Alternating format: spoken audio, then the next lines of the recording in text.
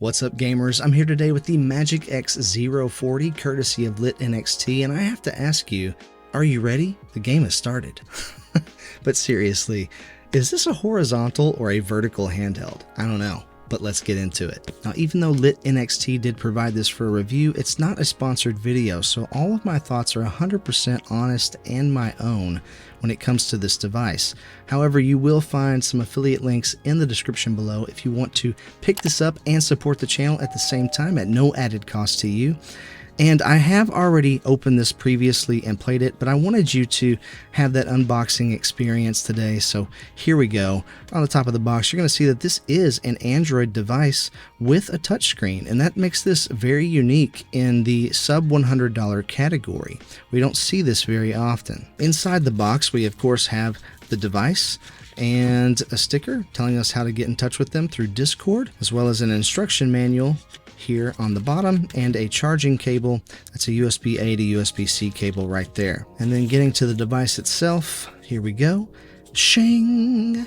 Look at that. So shiny, so bright. A couple of things right off the bat that I notice is it does have front-facing stereo speakers, which I absolutely love to see. We have the D-pad and the face buttons are in line across from one another, which I know a lot of people prefer for retro gaming. And I have to point out this Hall effect stick. I know it looks like it's recessed in there pretty far, but it actually feels excellent. It feels a lot better than those Joy-Con style sticks that we see in a lot of the Anbernic devices.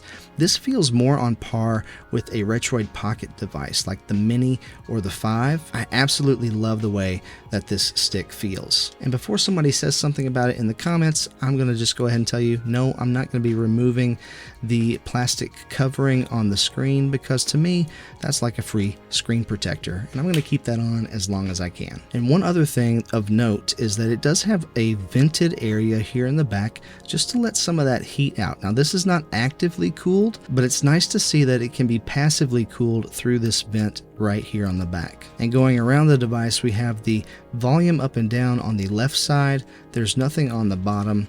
The power and SD card slots are on the right side of the device, and along the top we have the DC and OTG ports, along with the 3.5mm headphone jack, and inline triggers, which are actually really quiet. In fact, all the buttons here are very quiet, which I always appreciate. Let's go ahead and boot up the device. Do have a really subtle blue LED indicator there for the power. And while it's booting up, let's just talk about some specs real quick. We have an all-winner A133P processor, along with 2 GB of DDR4 RAM. The display is a 4-inch IPS display that supports multi-touch. It has Wi-Fi and Bluetooth built in, as well as a vibration motor. It has a 4300 mAh battery for 5 to 7 hours of battery life, a Hall effect joystick, stereo speakers, and they make a point to say that this is a fingerprint-free multi-touch display. And when you boot it up, it goes straight to Nintendo DS, because this is really what this was built for. It's a very niche down product that gives you the verticality that you need to have both screens 1-to-1, same size, so that you can play DS games comfortably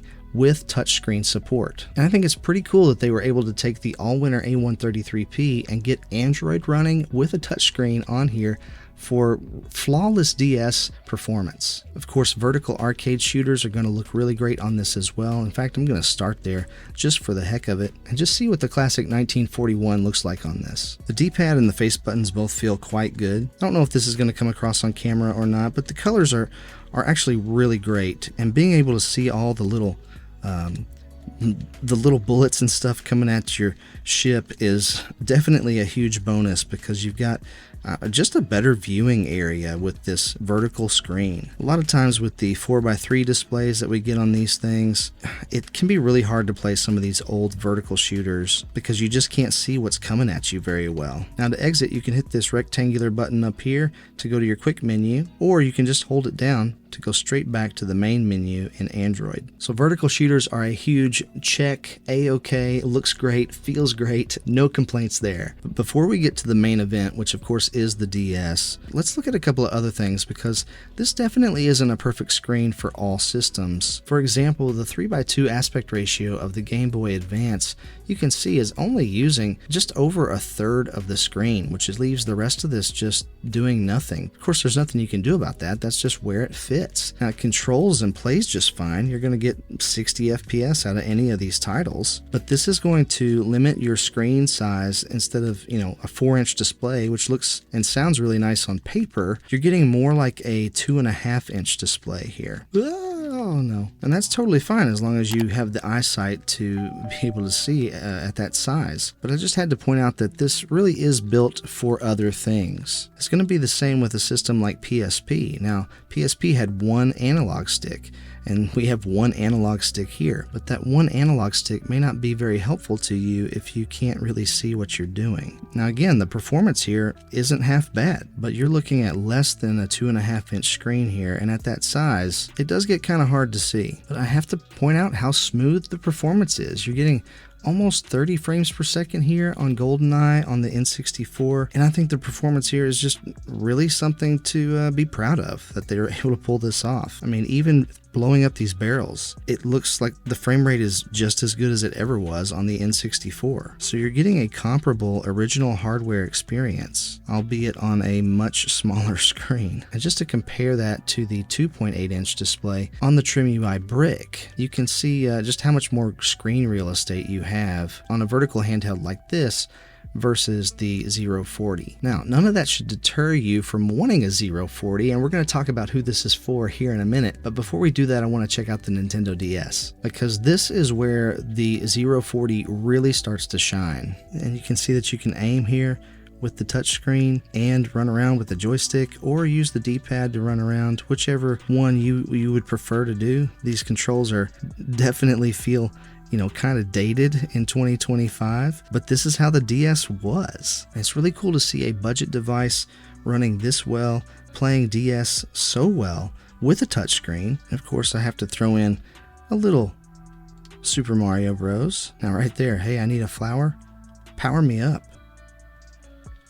On most retro handhelds, especially budget ones, I would have to click the thumbstick or whatever, and then move the little cursor around the screen, and then press a special button to make sure that I got the flower, and then it would come down, fall down onto the screen.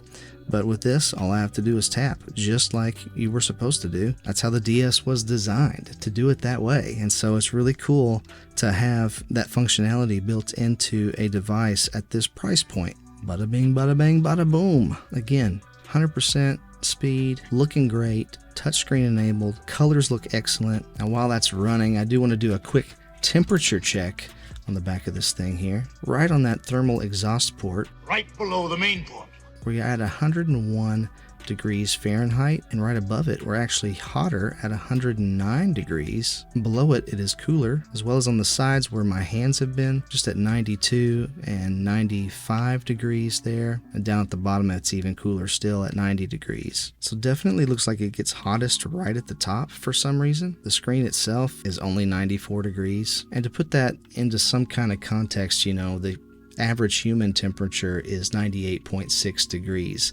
So this really doesn't feel warmer than your skin when you're touching the screen. It's pretty much on par with how you normally feel anyway. And one other thing I almost forgot to say is that this system from Lit NXT came already pre-configured and ready to go, ready to play right out of the box. I haven't had to do any tinkering whatsoever. And that's one of the things I really kind of dislike about Android handhelds, is just the time it takes to set them up. So I'm definitely a big fan of this coming ready to play right out of the box. All in all, I think that this is a very well built device that is totally worth your attention, especially if you fall into a couple of categories. One is if you're a huge DS fan and you just want to relive all the DS games of old that you used to play, this is a great device for that. Now, it's not super pocketable because it doesn't fold. It's more like a 2DS kind of in that way.